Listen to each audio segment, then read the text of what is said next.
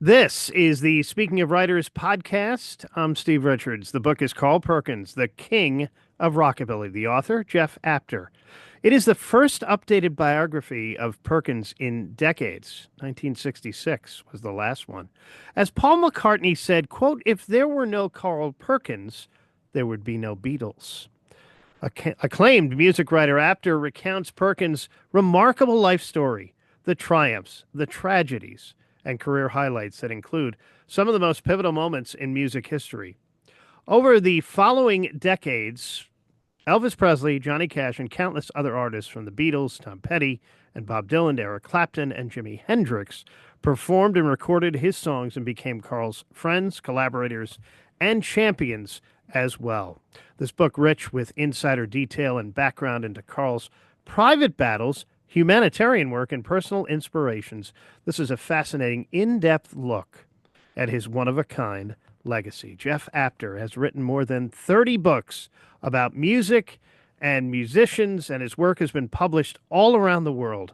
His subjects include Keith Urban, AC/DC's Bon Scott, and the Young Brothers, the Bee Gees, the Red Hot Chili Peppers, The Cure, and Dave Grohl. For a time, he was a staff writer at Australian Rolling Stone.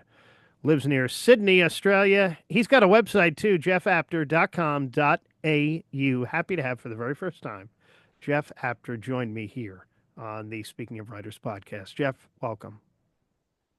Absolute pleasure to be here, Steve. Thanks for the invitation. So, why Perkins as a subject for you? Yeah, what the story I'd love to give you is that it was the fulfillment of a lifelong dream.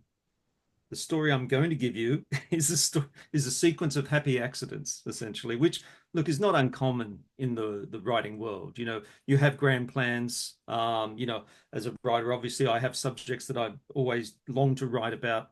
Carl's always been someone I've been fascinated by, but the idea of writing about him really didn't come up until I very fortunately, I wrote a book on Keith Urban a few years ago for an Australian publisher. It was picked up by an American publisher who loved it, put it out there, did well, and they said, typically the question would be, well, what do you want to do next? In their case was, have you ever heard of Carl Perkins? And I said, well, hell yeah. Yeah, I mean, Carl Perkins, he's one of the greats. Never saw him perform, but I saw a lot of his peers, people like Ricky Nelson, Johnny Cash, Roy Orbison, Del Shannon. I'd seen all these guys sort of around that era perform and was fascinated by him. And they said, well, do you think there's a book in that? And I was like, wow, this is very uncommon. Typically, I'm the one with 28 ideas, 27 of which are rubbish, and one gets through. In this case, they actually came to me and said, what do you think? And I said, fantastic. It was such a great opportunity to learn more. Typically, often I'll come into a subject or to a project thinking I know the subject really well. In this case, it was more I had the basics. I had the nuts and bolts of Carl's story in my head. I knew his music, but I learned so much while I was researching and writing this over, a period of 12 or 18 months. So it was just a happy accident, and it's came out great, and people seem to really respond to it. So it was you don't get a lot of happy accidents in publishing.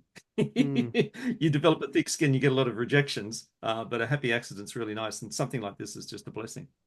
So, you knew a bit about him. As you dove in deeper, what surprised you the most about Carl Perkins? The misfortune, Mm. the simple fact that on the release of Blue Suede Shoes, he was poised to actually surpass Elvis. Yeah. He had this chance, this moment in time where he's about to go to New York. It's 1956. He's been invited to appear on the Perry Como show, coast to coast, nationwide show, which, this is still the dawn of television. And I guess the realization of the commercial potential of television for musicians. Elvis, by this point, hadn't yet appeared on a coast to coast show. So Carl was the trailblazer. And en route, and this sort of unfortunately became a common occurrence through his life and career, en route to New York, he and his two brothers and the drummer, Fluke Holland, who played with Johnny Cash, crashed their car. Carl was broken and battered. His brother broke his neck. They were a complete wreck. And basically, Carl then had to lay in hospital watching Elvis on TV perform become the first rock and roller to appear on a nationwide TV show. Not performing Blue Suede Shoes, to Elvis's credit, although Mm. he'd recorded it already, but that moment just went by and Carl knew he'd missed. He knew he'd missed his opportunity, purely by misfortune. And that unfortunately became something of a trend throughout his career, just missed opportunities, particularly early on. But then later on, like Roy Orbison, he had that wonderful sort of late career recognition.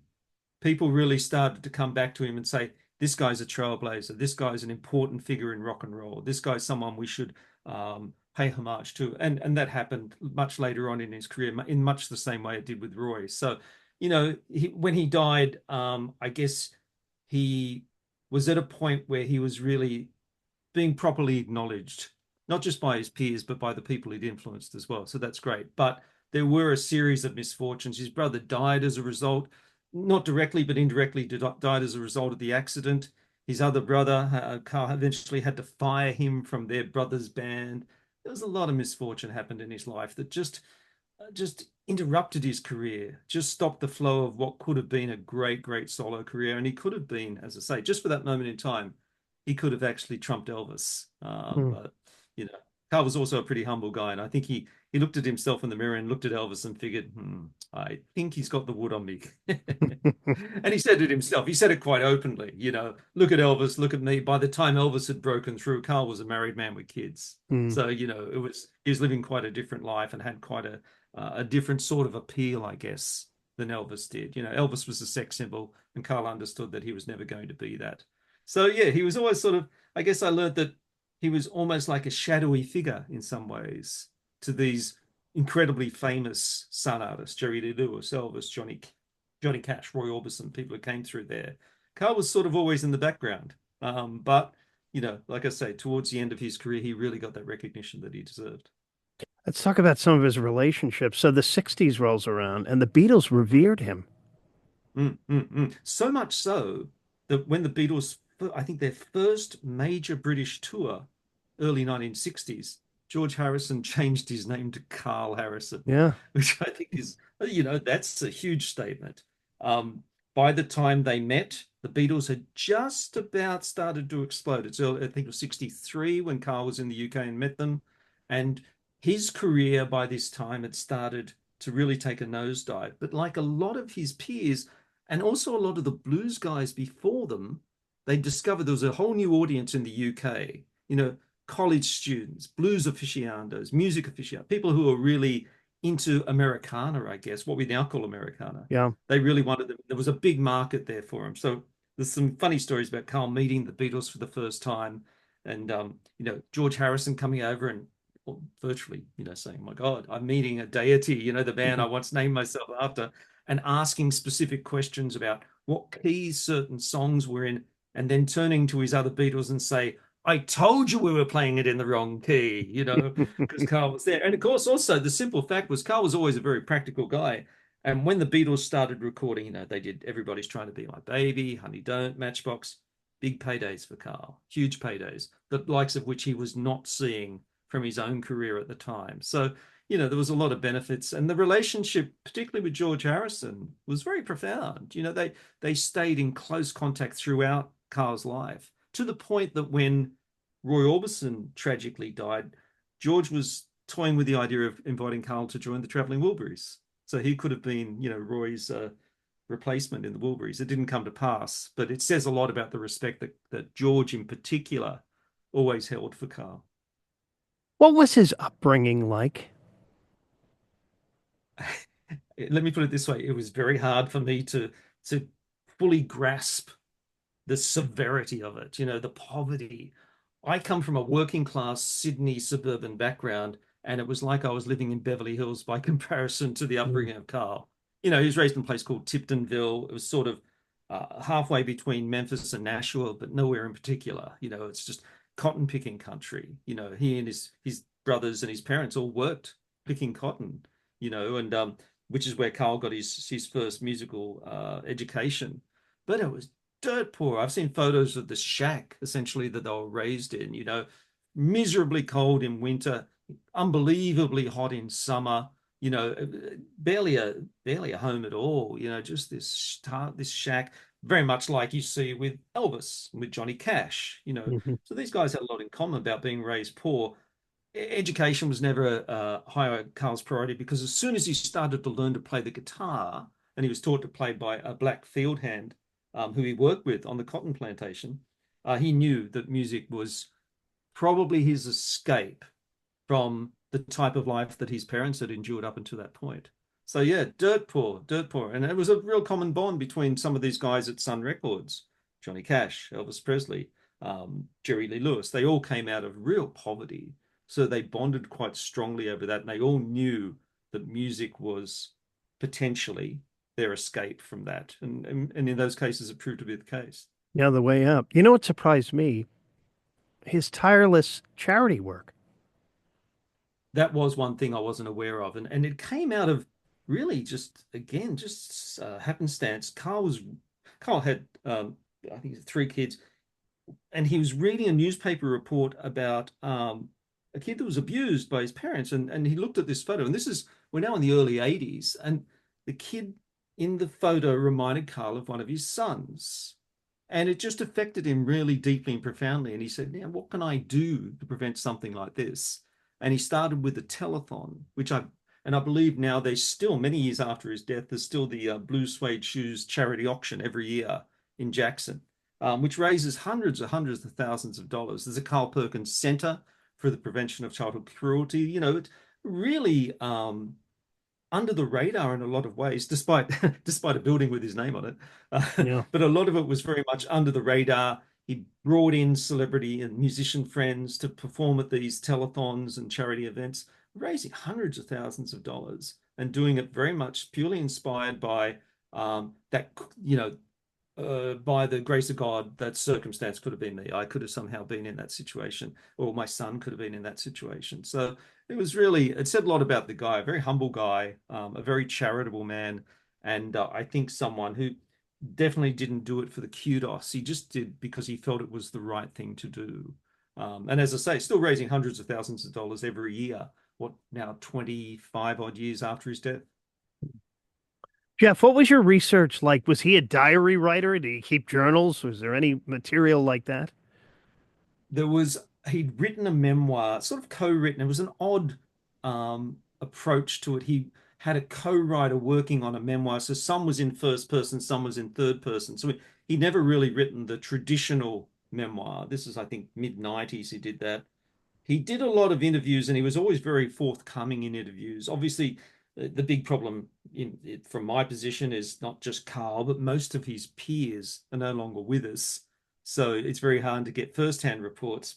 But he certainly was very open and forthcoming in the substantial interviews and the larger scale interviews that he did, particularly in that back end of his career when people really started to acknowledge his role as a trailblazer.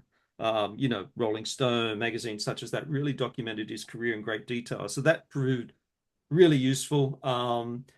I, by chance, I spoke to a guy called Colin Escott, who was one of the creators of the Million Dollar Quartet Broadway show. And he said to me, "Oh, I know this particular guy who's done great research into people such as Carl, you know, these, I guess, these icons of American music, who provided me with some great material that I don't think has been seen before. Obscure interviews, you know, that radio interview from Germany in 1968, you know, Mm. that kind of stuff. So I got really lucky. Had to dig deep, but it was good because it really, I think, created a fairly unique and fresh portrait of Carl. But it did involve a lot of digging. I disappeared down a lot of rabbit holes, I can assure you. Mm. What do you think his legacy is? Well, musically speaking, you know, you see it still, or you did see it in bands like the Stray Cats, you know, um, that rockabilly style. What I like when people talk about rockabilly now, they tend to think of it as a fashion statement. It's the cars, it's the haircut, you know, it's the clothes. But Carl was much more authentic. For Carl, it was this music which I think he described it as sort of a mongrel mix. There's country, there's R&B, there's Western swing, there's early rock and roll, all sort of thrown together. And a lot of that came out of Carl's early day playing honky tonks with his brothers, where in order to distract the distract the customers from beating each other up or running off with someone's wife, They had to play hard and fast and loud. And it reminded me so much as I was writing this book of AC/DC's early days playing pubs in Australia, where they exactly the very similar kind of environment, rough places, rowdy places, where the only way you could win over an audience was by being A, really good at what you did, and B, being very forceful and aggressive in your style. So Carl helped forge that what we now call rockabilly, probably best seen in a band like the Stray Cats. But also the relationship with the Beatles, the simple fact that Beatles, the surviving Beatles still see Carl as an icon. And the simple fact that, for instance, when the concert for George was staged a year after George Harrison's death, the only non-George Harrison song played there was Honey Don't, Carl's song, which Ringo sang. He said, George loved Carl Perkins, so I'm going to play a Carl Perkins song. And I think that's a massive tribute to the man. The last time George Harrison ever performed in a public space was at Carl's memorial.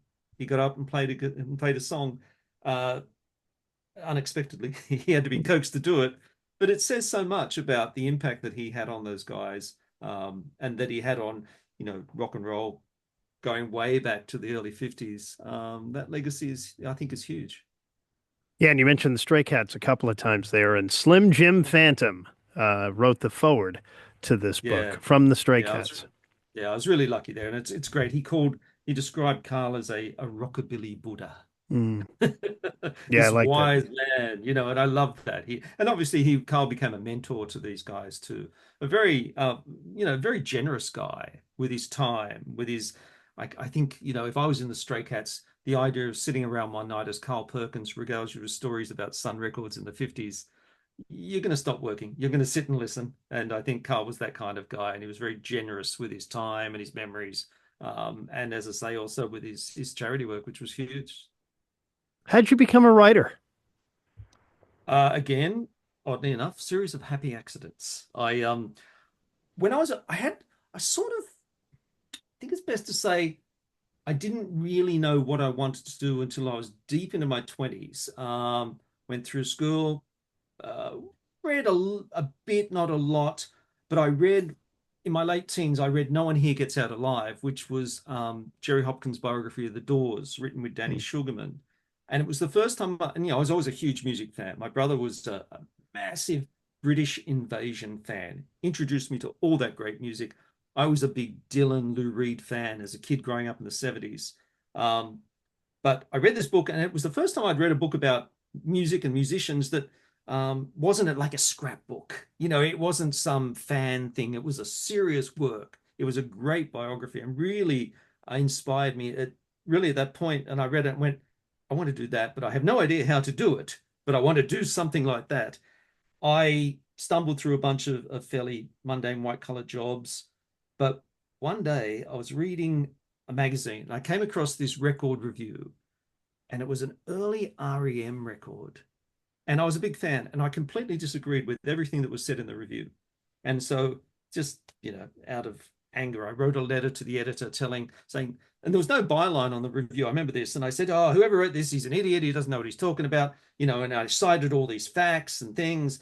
And the editor wrote back to me and said, well, I'm the idiot in reference in the you're referring to here. And if you're so clever, why don't you write some record reviews for us? He laid it down as a challenge. And I said, absolutely, and took him up on it. I wrote for that, it was a Australian hi-fi magazine. I wrote for them for the next 10 years. Mm. So dumb luck, pure chance. And then I began working in what they call here the street press, which is the free press. And Sydney, this is now the late 80s, early 90s. Sydney had a really burgeoning live music scene. The 70s were great when I was growing up as a teenager. A little bit older, in the late 80s, there was a fantastic music scene in and around Sydney. So I got started there. As far as writing books, I'd been with Rolling Stone for a few years, spent some time in America, really, I think developed a pretty reasonable body of work. And I knew I had to progress from magazine writing. And again, this Doors biography still was very much in my in front of mind. That was something I'd really want to achieve. I want to achieve something like that. And again, I just met someone who challenged me and said, well, you've written all these great magazine articles. Where's your book?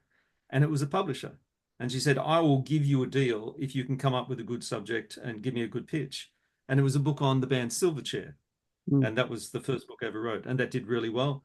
And 30 books later, I'm still every now and again the recipient of a really happy accident or some stroke of fortune that enables me to keep doing this. So, I've been really lucky. Sort of, I guess I've developed a style of sorts. It's funny, I think as I get older, my writing becomes simpler and shorter and sharper. When I was a magazine writer, it became a bit of a competition amongst writers to be the most clever of the bunch. So you'd and reading back some of that stuff, I think we lost the sort of sometimes lost the point of what we were trying to achieve, which was, is it a good record? Is this a band worth pursuing? We would get more involved in trying to, it was almost like a creative writing exercise. But I found with books I can get much back to a much purer form of writing, trying to document things. And I think in some ways I'm more suited to the longer form as well. I think I feel more comfortable doing that. I think I ran out of adjectives when I was a magazine writer. Hmm. Now, Jeff, do you have a list of artists that you want to write about? Are you keeping a list of some that you want to explore and write future Uh, books I think I've about? been lucky to write about a lot of the people I've hoped to write about. But yeah, every now and again, so, at the moment, someone who really fascinates me is Jim Steinman. He was Meatloaf's Mm, collaborator, yes. and he worked with a bunch of other Bonnie Tyler, Air Supply, and apparently he was. Well, I know we shouldn't mention Phil Spector's name much anymore, but he was very much like this Phil Spector of his era, somewhat slightly crazy, completely eccentric, but with this grand vision of what he wanted these records to sound like. He's someone that really interests me. So yeah, every now and again, an idea like that, and I've got that out there. Yeah, I pitched that idea to a publisher, so hopefully that will come to fruition. But at the same time, I'm really fortunate. I've just finished writing a manuscript about Roy Orbison.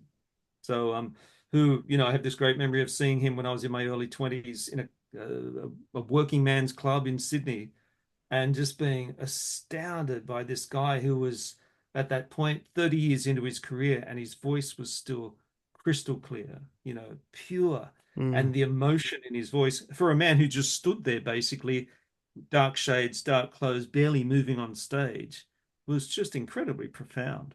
yeah. And again, he was also like Carl, someone who had a really great relationship with the Beatles, and was, like I said earlier, was someone who, in the latter part of his career, really got a lot of the recognition that was due. So that book is hopefully slated for 2026. So that's my next big project. You said you were a Bob Dylan fan. I just want to get your quick take if you've seen it. Have you seen a complete unknown? No, not yet. It hasn't been released here in Australia as yet. Have you seen it? Yes. It is What do you fantastic. think? Yeah, it's Fantastic. really good Oh, because and it starts. Chalamet can sing. The supporting cast is, even the guy who plays Johnny Cash, a new actor. They're fantastic too and great. Oh, that's great because So, I didn't like I'm Not There, the earlier film. I thought it mm, was too arty for me, and it also took what, seven actors to try to play one character. mm. Whereas if he nails it, that's great. There's been a couple of projects I've been involved with, a biopic of Jeff Buckley that we're trying to get off the ground, and we pitched it to the guy who played Dylan, but unfortunately we pitched it just as you started the Dylan project, and Yeah, he's like, yeah. one music biopic is enough for me. I think you'll enjoy it. I know. I Being a look Dylan forward to fan. seeing it. Yeah, Yeah, it should be released here soon. Like he's the new big star, isn't he? This he guy. is. Yeah, Yeah, yeah, he is fantastic. And he can getting a ton sing. of press here. Yeah, And he can sing, which and is he can sing. yeah, yeah. And the woman who plays Joan Baez is great too. She nails it. Yeah, I can't remember her name. Barbara, I think is her name. But Mhm. she's great at, yeah. Again, the supporting cast really makes it special. I think so. Yeah, that's such a massive challenge to take on that story. And it's Yeah, only, is it 65, 66? It's yeah. It's 61 to 65, okay, just okay. that So it's period of time. yeah, Wild Bob. Yeah, Yeah. yeah, yeah. Yes. Fantastic. Oh, good. No, I look forward to seeing it. And no, I would never write a book on Bob Dylan. I'm too busy waiting for the second volume of Chronicles, to be honest, Yes. because the first volume was so good, such a great writer, and but then he sidetracked, didn't he, into what was it, philosophy of the modern song, his little essays and things. But hoping for a Chronicles number two for sure. Do we know what Bob thinks of the film? The only quote from him was whatever role he played of mine, whatever period of time, I'm sure he did a great job. I Oh, don't know if okay. he actually, watched the film, I guess but he he's was been diplomatic. available apparently to the director on multiple occasions. So he did contribute a little bit because once Dylan realized the guy was making a serious film Mm, mm. about him, he participated a little bit in it. Oh, that's interesting because typically he'd scoff and Yes, go back on exactly. the Yeah, and head back out on tour for the next 5 years. right. Yeah. And finally, Jeff, what would you like readers to take away from Carl Perkins, the King of Rockabilly? I think to bring him out of the shadows, Mm. I think that would be really good. If someone read this book and realized the significant role that he played in, that Sun Records era, that trailblazing era of rock and roll, how really in a lot of ways the role he played at that early point particularly was every bit as significant as Elvis, Jerry Lee Lewis, Johnny Cash, Roy Orbison, these guys that he knew and was, I guess, a friendly rival to and with. I think that the role he played and the role he played in influencing, when you influence someone like the Beatles and, have their guitarist adopting your name as his stage name, I think it's impossible to overlook or to underestimate how important that influence was. And the simple fact that, throughout his career, in particular, again, like I said, later in his career, to get that recognition and for people to go, oh, yeah, this guy was an important figure. Um, I always think if there was a Mount Rushmore of rock and roll, you're probably going to have Elvis and Johnny Cash and people like that at the front. But I reckon Carl might be in the second line, just looking over their shoulders, perhaps, wearing blue suede shoes naturally. Of course. The book is called Perkins, the King of Rockabilly. The author, Jeff Apter. For more on Jeff Apter, jeffapter.com.au. And if your independent bookstore, your local bookstore does not have this book, tell them to get a copy of it. And don't forget to hit the subscribe button on the Speaking of Writers podcast. Jeff, thank you so much for joining me. Absolute pleasure, Steve. Thank you very much. And I'm Steve Richards.